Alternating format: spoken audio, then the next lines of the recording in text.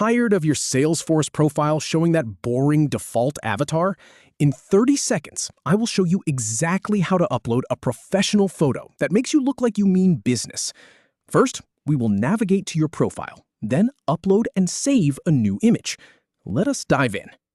All right, the very first thing you want to do is find your profile.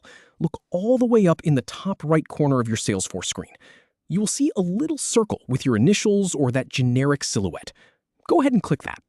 Now, you are probably looking at a small drop-down menu with options like Settings, Developer Console, and Sign Out.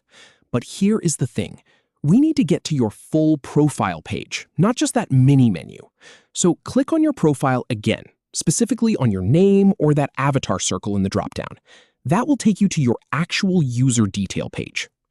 Once your profile page loads, you will see your photo sitting there in a circle. It might be the default gray silhouette, or maybe an old picture you want to replace. Hover your mouse right over that photo. You will notice a little camera icon appear on top of it. Give that camera icon a click. A window will pop up with a few options. Do not overthink this.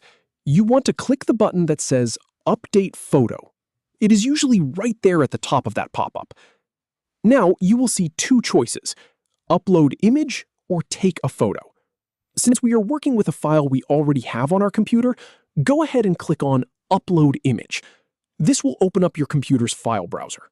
This next part is where you get to pick the perfect shot. Navigate to wherever you keep your professional photos on your computer. I personally recommend a clear headshot where your face is well lit and visible.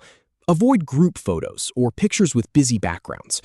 Once you find the file you want, select it and click Open or Choose.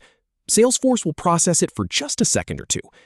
And here is the really important part. Do not just close the window yet. Look down at the bottom of that pop-up and click the blue Save button. If you forget this step, all of your work disappears and you will be right back to that default avatar. And that is it. Seriously, you are done.